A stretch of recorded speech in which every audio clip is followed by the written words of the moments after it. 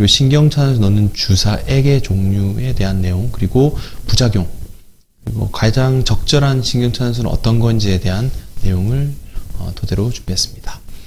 신경차단수 종류부터 보겠습니다. 보통 통증의학과, 재활의학과, 신경과, 정형외과, 신경외과 다 주사를 놓긴 한데요. 이름이 비슷비슷하죠.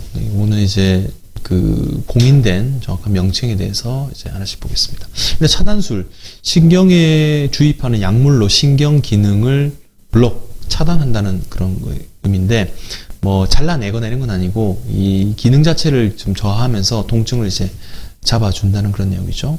일단 기구 보시면 이게 그 방사선 투시장치인 시암입니다. 여기 오른쪽으로 보면 손이 이제 보이는데 엑스레이를 이제 휴대용으로 촬영할 수 있는 그런 병변이고요. 초음파입니다. 초음파. 여기 주사 놓는 병변 있죠. 초음파로 후관절과 신경근 쪽을 확인하고 주사를 넣고요. 요거는 직접 앞통 부위를 이제 만져서 놓는 주사죠. 근근막 동서주경 때 놓는 거고요. 그래서 신경 차단 주사와 그냥 주사 차이를 보면 이게 신경 후관절 병변에 이렇게 주사를 넣는 건데, 신경 차단하는 건 아니고 아픈 부위 쪽에 이제 후관절 통증이 있을 때 이렇게 다발성으로 놓을 수 있고요.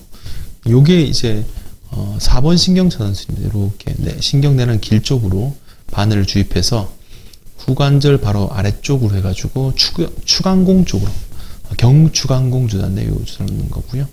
이 주사 종류는 하나씩 보시면 경막외 신경 차단술, 이게 엑스레이 이런 거 없이 시암 장비 없이 가장 쉽게 놓을 수 있는 방법인데, 의미를 보면은 에피 바깥쪽에, 이게 경막에 있는 신경막 바깥쪽에 약을 넣어서 차단술하는 건데, 그 보통 통증의학과나 저희 가시면 허리를 좀 이렇게 숙여가지고 중앙으로 약을 넣는 그런 방법이 있거든요. 그래서 경막과 황색인대 사이에 바늘을 넣어서 음압이 생기는 겁니다. 안에 이제 신경통 안에 들어가면 이제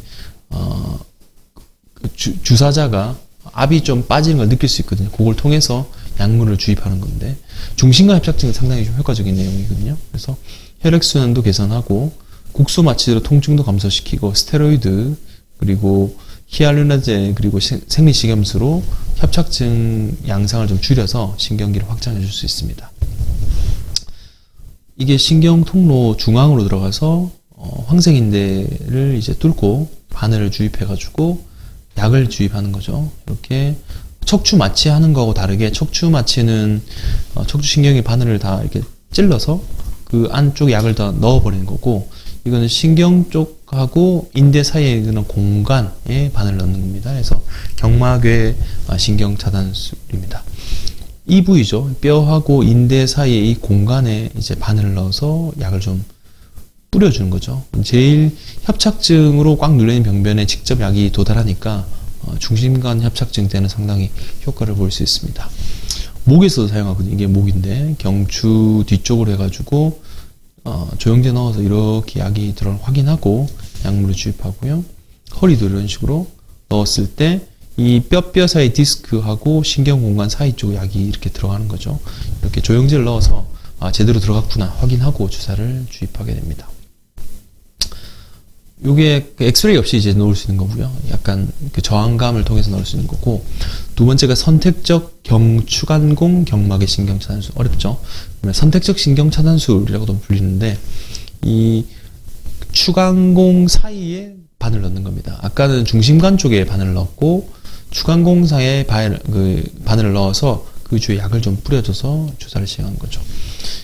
이게 5번에 있는 신경 나가는 길 쪽 입구인데, 요렇게 바늘을 넣어서 밑으로 내려가는 이게 신경 나가는 길 쪽에 약물을 주입해 주는 거죠. 5번 신경 차단술입니다. 노란색으로 되어 있어. 엉치부터 허벅다리 옆쪽, 발바닥 이 증상이 있을 때 이런 5번 신경 차단술 할 수 있고요. 이건 4번 신경 차단술인데, B 부분이 신경 나가는 그 몸통 부위고, 이렇게 나가는 쪽으로 바늘을 넣어서 주사를 통해서 확인하고 주입하는 거죠. 바늘을 이 추간공 쪽을 관통해가지고 약을 주입하는 겁니다. 경추간공간 신경차단술, 선택적 신경차단술이라고 이제 불리기도 하죠. 그리고 꼬리뼈 주사 많이 시행받죠. 경막의 그 주사 중에 좀 간단한 건데, 꼬리뼈 끝쪽에 바늘을 넣어서 약이 주입되는 건데, 각도 자체는 한 45도, 그리고 꼬리뼈에 입구가 있는데 탁 들어가면서 조영제 넣어서 확인하고 주사를 하는 거죠.